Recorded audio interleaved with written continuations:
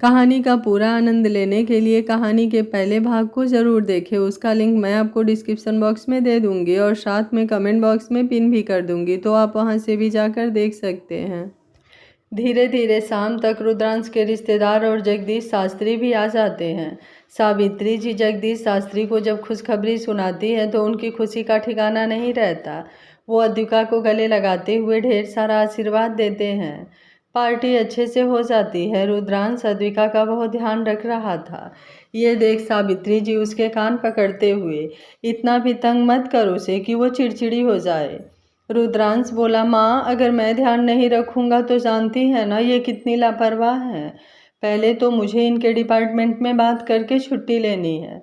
अद्विका बोली, बिल्कुल नहीं, मैं अभी छुट्टी नहीं ले सकती।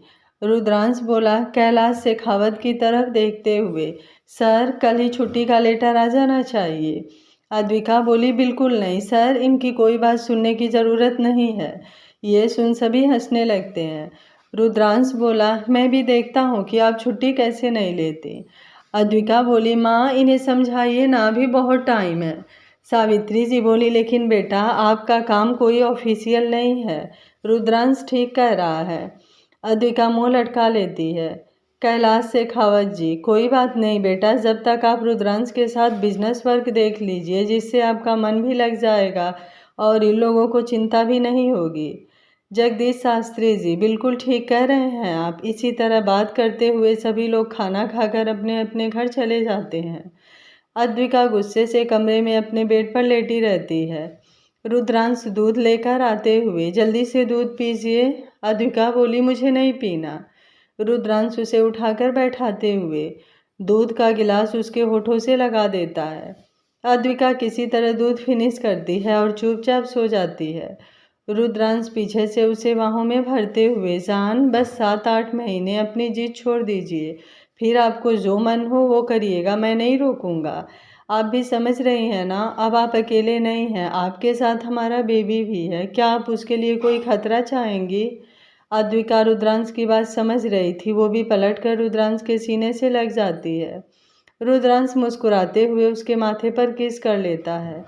फिर चारों तरफ डेकोरेशन को देखते हुए अद्विका को छेड़ने लगता है।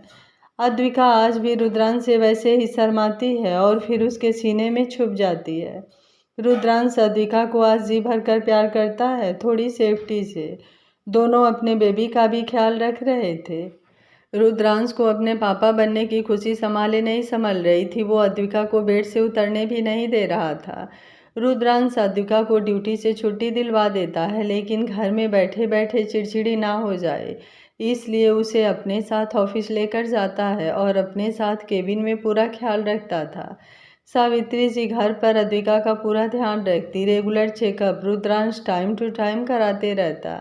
सभी चीज़ें ठीक से चल रही थी। रुद्रांश और अद्विका की जिंदगी खुशनुमा हो गई थी, जैसे बहारों ने इनके घर पर डेरा डाल दिया हो। 7वें मंथ में सावित्री जी अद्विका की गोद भराई की रस्म करती हैं, जिसमें सभी फैमिली रिश्तेदार सब आकर अद्विका और उसके बेबी को ढेर सारे आशीर्वाद देते हैं। अब अद्विका का पेट भी बाहर आ गया था। रुद्रांश कुछ दिनों के लिए ग्राउंड फ्लोर पर शिफ्ट हो गया था, क्योंकि अद्विका को सीढ़ियाँ उतरने में दिक्कत होती थी।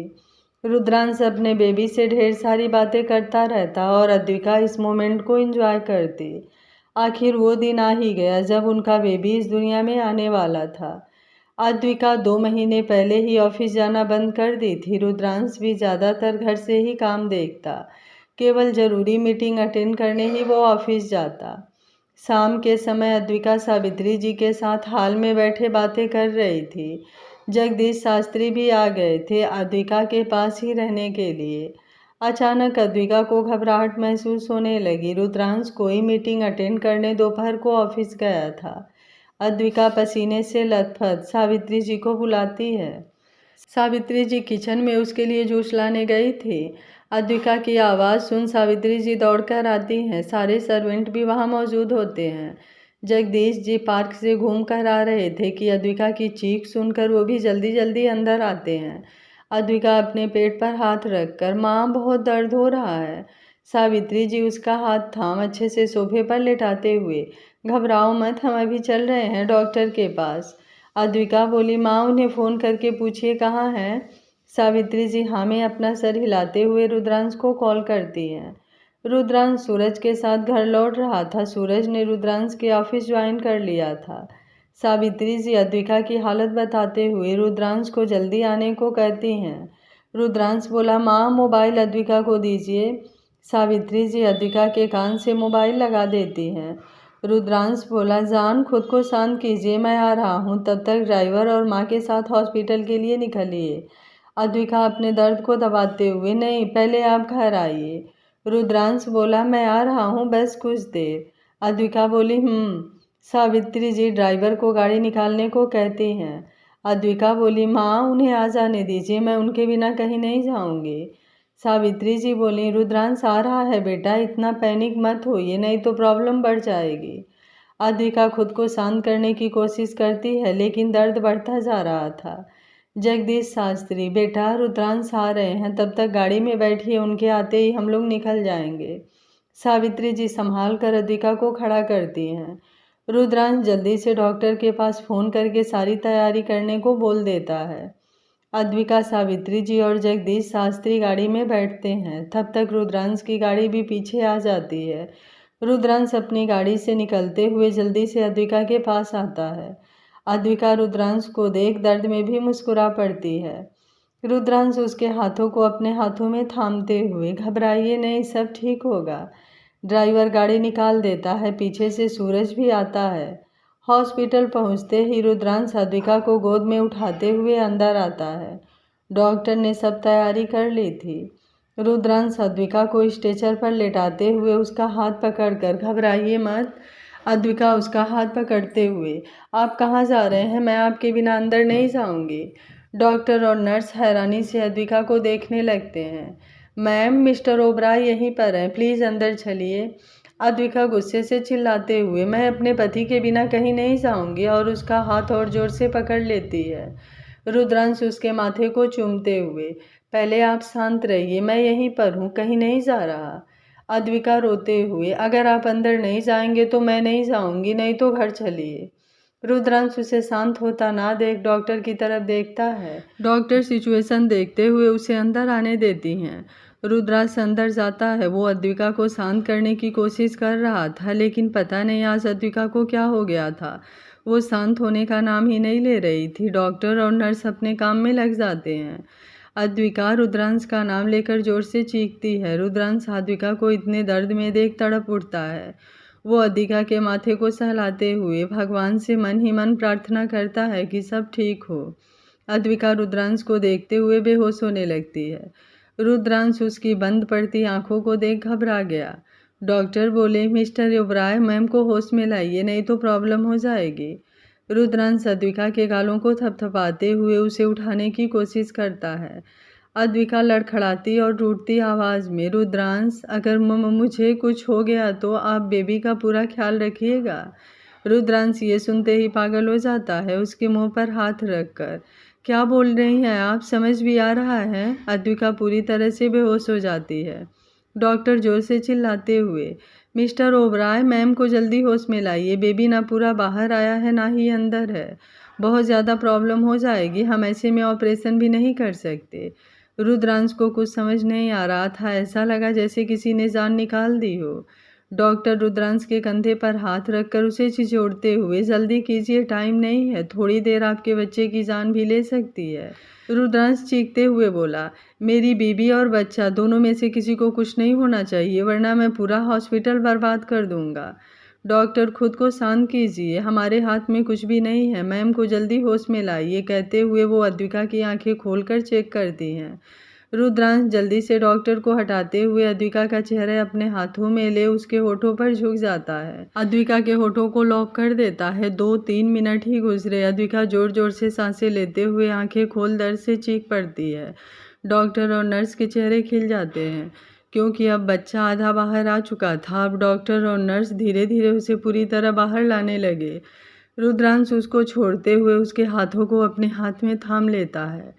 अद्विका की चीख बढ़ गई। फिर थोड़ी देर में वो निढाल हो गई और कमरे में बच्चे के रोने की आवाज़ गूंज उठी।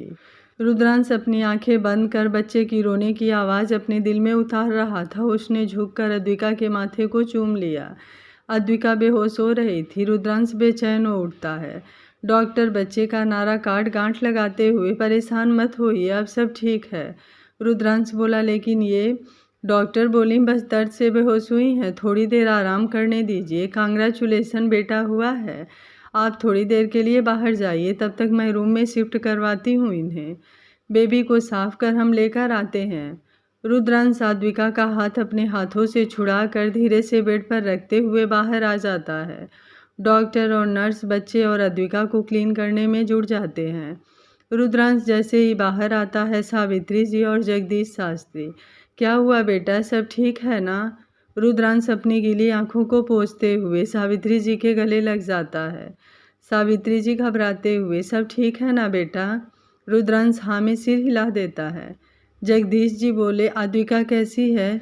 रुद्रांश बोला, अभी बेहोश है, डॉक्टर ने कहा है कि थोड़ी देर में होश आ जाएगा। सावित्री जी बोली, और बच्चा वो कैसा है? रुद्रांश मुस्कुराते हुए, वो भी ठीक है, बेबी बॉय है। सूरज रुद्रांश के गले लगते हुए, कांग्रेचुलेसन मेरे भाई। तब तक शिवम और शीतल भी पहुंच चुके थे। सभी लोग ये खबर सुनकर खुश होते हैं। डॉक्टर थोड़ी देर में बाहर आती हैं। सावित्री जी रुद्रांश के पास से कुछ पैसे लेते हुए डॉक्टर को देते हुए, डॉक्टर पूरे हॉस्पिटल में मिठाई बंटवा दीजिएगा। डॉक्टर खुश होते हुए, जी ज़रूर, कांग्रेचुलेसन आपको दादी बनने के लिए। तभी नर्स बच्चे को गोद में लिए बाहर आती है। जैसे ही वो रुद्रांश को देना चाहती है, रुद्रांश पीछे हटते हुए, नहीं नहीं, मुझसे नहीं संभलेगा, ये बहुत छोटा है, कहीं चोट लग गई तो? सावित्री जी बच्चे को संभाल कर अपनी गोद में लेते हुए, कोई बात नहीं, धीरे धीरे आदत हो जाएगी। उसके बाद जगदीश जी बच्चे को गोद में लेते हैं। रुद्रांश बोला, डॉक्टर अद्विका कैसी है?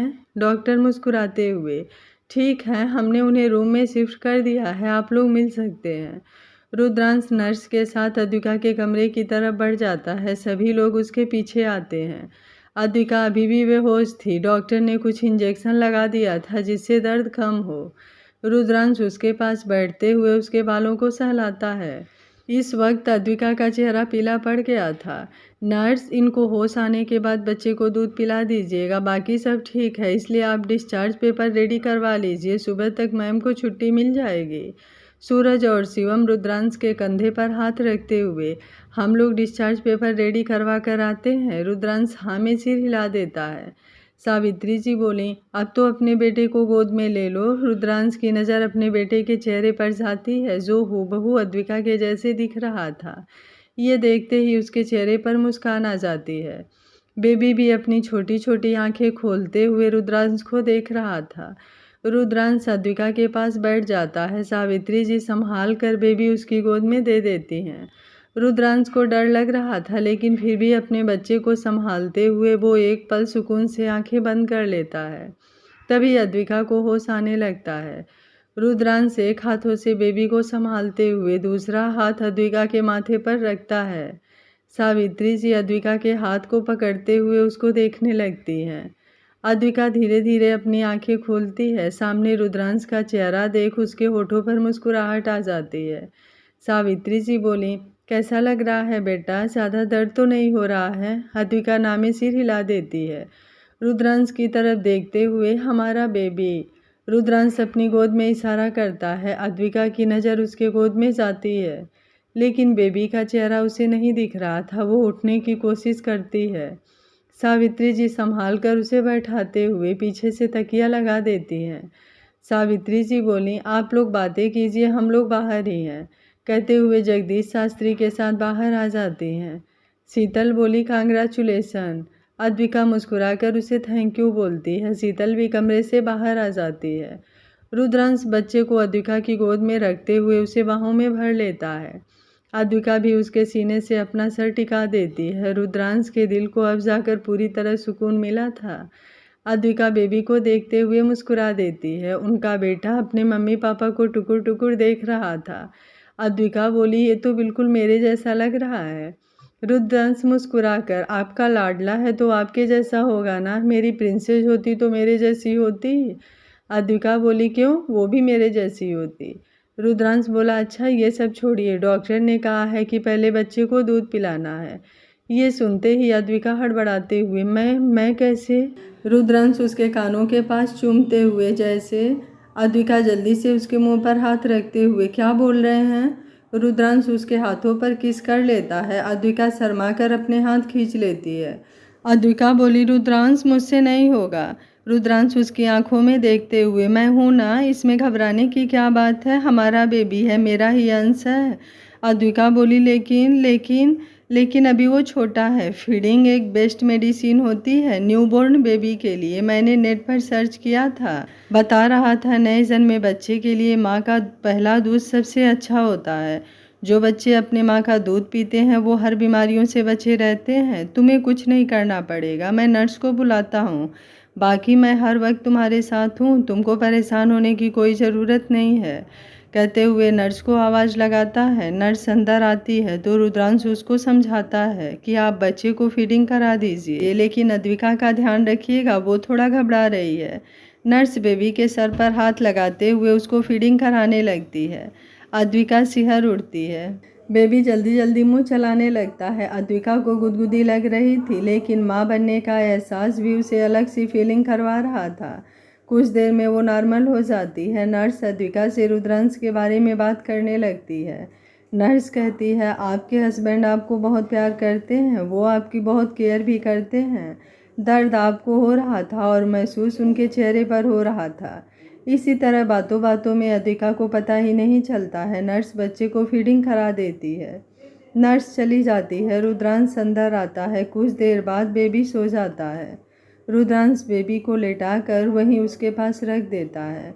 रुद्रांश दोनों का सर सहलाते हुए दोनों को सुला देता है। कुछ देर में बेड से टेक लगाए वो भी सो जाता है। सावित्री जी जब अंदर आती हैं तो उन्हें ऐसे देखकर मुस्कुरा देती हैं। वो तीनों की नज़र उतारते हुए कमरे से बाहर आ जाती हैं। शिवम और सूरज डिस्चार्ज के सारी फॉर्मेलिटी पूरा करते हुए आते हैं। शिवम बोला, आंटी अंकल सारी फॉर्मेलिटी पूरी हो गई है, हम लोग सुबह बेबी और भाभी को लेकर जा सकते हैं। रात के 10 बज रहे थे, आप लोग घर चले जाइए। सावित्री जी बोली, हाँ बेटा, यहाँ रुद्रांश है, तुम दोनों में से कोई एक यहाँ पर रह जाओ, बाकी हम लोग घर जाते हैं। कल सुबह स्वागत की तैयारी भी करनी है। सूरज बोला, मैं रह जाता हूँ, तुम शीतल को लेकर जाओ, तुम्हारी बेटी भी अभी छोटी है। शिवम बोला, शिवानी को भी तुम्हारी ज़रूरत होगी, उसे ऐसी हालत में अकेले नहीं छोड़ सकते। सूरज बोला, घर पर मम्मी पापा हैं, बस आज रात की बात है, मैं शिवानी को फ़ोन कर दूंगा। सावित्री जी बोली, बेटा रुद्रांश तो यहाँ पर है ही, तो फिर किसी के रुकने का कोई ज़्यादा मतलब नहीं है। ऐसा करो, तुम दोनों भी अपने अपने घर जाओ, सुबह आ जाना। जगदीश शास्त्री बोले, हाँ बेटा, अभी तो रात के वक्त है, यहाँ पर भी रहकर सोना ही है और घर पर जाकर भी सोना ही है। अब सब ठीक है तो आप लोग अपने अपने घर जा सकते हैं। उसके बाद सभी लोग अपने अपने घर निकल जाते हैं। सावित्री जी और जगदीश शास्त्री ड्राइवर के साथ घर चले आते हैं। शीतल शिवम अपनी गाड़ी से और सूरज रुद्रांश की गाड़ी लेकर चला जाता है। अद्विका की नींद आधी रात को खुलती है क्योंकि बेबी रो रहा था। वो उठकर बैठने की कोशिश करती है, तब तक रुद्रांश भी उठ जाता है। रुद्रांश बच्चे को रोता देख गोद में उठा लेता है। अद्विका भी धीरे से उठकर बैठती है। रुद्रांश बच्चे को चुप कराने की कोशिश कर रहा था, लेकिन बच्चा चुप नहीं हो रहा था। अद्विका उसकी गोद से लेते हुए, कहीं इसे भूख तो नहीं लगी? रुद्रांश बोला, हो सकता है। अद्विका दूध पिलाने लगती है। बच्चा थोड़ी देर में ही सो जाता है। अद्विका उसे सुलाकर रुद्रांश को भी अच्छे से बेड पर लेटने को कहती है। रुद्रांश अद्विका को बाहों में लेकर लेट जाता है। थोड़ी ही देर में दोनों को नींद आ जाती है। अगली सुबह रुद्रांश अद्विका और बेबी को लेकर घर के लिए निकल जाता है। सूरज गाड़ी लेकर आ गया था। घर पर सावित्री जी ने सुबह से उठकर नौकरों से हेल्प लेते हुए पूरी तैयारी कर ली थी। एक बहुत सुंदर बेबी के लिए पालना मंगाया था, फूलों से डेकोरेटेड, बहुत सुंदर लग रहा था। अद्विका जब घर पहुंची तो सावित्री जी ने तीनों की आरती उतारते हुए नज़र उतारती। फिर बच्चे के पैरों का छाप एक कपड़े पर लिया, तीनों को लेकर अंदर आई। अद्विका सारी तैयारियां देखकर खुशी से सावित्री जी के गले लग गई। सावित्री जी ने अद्विका और बेबी को कमरे में भेज दिया। सभी नहा धोकर फ्रेश होकर ब्रेकफास्ट किया। सावित्री जी ने अद्विका को हल्दी वाला दूध पीने को दिया। फिर उसके लिए जो भी ज़रूरी खाने का डाइट था वो सब बनाने लगी। सारे नौकर एक साइड खड़े थे। सावित्री जी सब अपने हाथों से कर रही थी।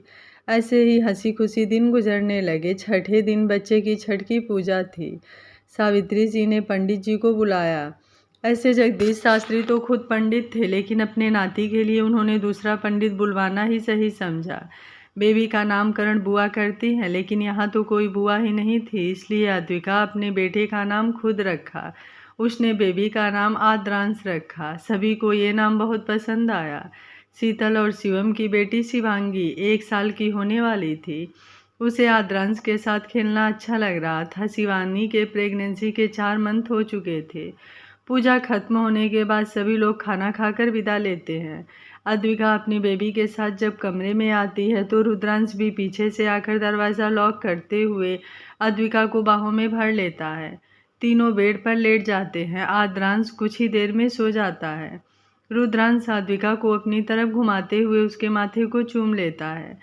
अद्विका उससे लिपटते हुए, I love you mister husband. Rudransh, I love you मेरी जान, और ढेर सारा थैंक यू मुझे अपनाने के लिए, मुझे इतना प्यार करने के लिए और हमारे बेबी को इस दुनिया में लाने के लिए। अच्छा, मुझे एक बात बताइए। अद्विका बोली, क्या? आप बेबी के जन्म के समय इतनी पैनिक क्यों हो गई थी? अद्विका अपना सर उसके सीने में घुसाते हुए, मैं कहाँ पैनिक हो रही थी? रुद्रांश बोला, जानती है ना, आप हमसे झूठ नहीं बोल पाती, बताइए कुछ तो हुआ था। अद्विका बोली, नहीं आप डांटेंगे। रुद्रांश बोला, मैं आपको कब डांटा जो आप इस तरह से डर रही हैं? अद्विका बोली, अब की बार आप ज़रूर डांटेंगे। रुद्रांश बोला, नहीं डांटूंगा, बताइए क्या हुआ था? अद्विका बोली, उस दिन माँ किचन में जूस लाने चली गई तो मैं टीवी देख रही थी। उसमें एक सीन आया जिसमें लड़की प्रेग्नेंट थी और उसका पति ड्यूटी में था और वो बच्चे को जन्म देते ही मर जाती है। मुझे ऐसा लगा कि ये मेरे साथ घटित हुआ है, इसलिए मैं घबरा गई और मुझे दर्द होने लगा। रुद्रांश उसे अपनी बाहों में समेटते हुए, आपको मना किया था ना ऐसी मूवी सीरियल देखने से? अद्विका बोली, कहा था ना कि आप डांटेंगे। रुद्रांश बोला, मैं कहाँ डांट रहा हूँ, आप जानती हैं ना उस दिन क्या हालत हो गई थी आपकी, मैं कितना डर गया था। कुछ पल के लिए तो लगा कि मेरी जान ही निकल गई हो। अद्विका उसके मुंह पर हाथ रखते हुए, अब सब ठीक है ना, आगे से ऐसा कुछ नहीं होगा। रुद्रांश बोला, मैं होने ही नहीं दूंगा, आपसे ही मेरी सांसें चलती है। अद्विका बोली, हम हमेशा साथ रहेंगे, हमारी छोटी सी फैमिली, माँ बाबा आप और अब यह हमारा छोटा शहजादा, अब कुछ नहीं चाहिए। रुद्रांश बोला, अभी हमारी छोटी शहजादी नहीं आई है। अद्विका अपनी आंखें बड़ी करते हुए, पहले एक को तो संभाल लीजिए। रुद्रांश बोला, मैं तीनों को संभाल सकता हूँ। अद्विका बोली, अच्छा अभी हम दोनों में ही तंग हो जाइएगा। रुद्रांश बोला, कभी नहीं, आप लोगों से ही तो मेरी जिंदगी रंगीन है, कहते हुए अपने हाथों से अपने बेटे के सर को सहला रहा था।